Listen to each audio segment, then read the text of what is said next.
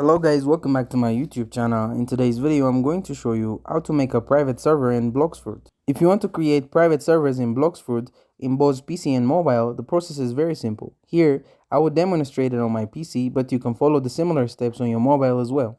So once you launch the Roblox app, just look for Blox Fruit. If not, you can use a search bar to find it. Just go to the Blox Fruit page, making sure carefully to not launch the game. Otherwise, once done, you can see this, click on that icon, and there you can see the option called Create Private Server, so make sure to click on it. When you click on Create Private Server, the current price for creating a private Blox server is 200 Robux per month. This is actually monthly subscription, so you will get automatically recharged or charged again the next month after your current billing date ends.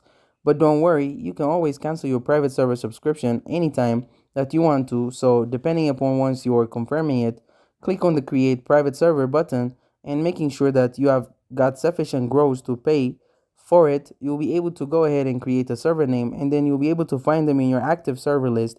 So that's it. Thank you guys for watching this video. If this video was helpful, don't forget to like and subscribe to my YouTube channel.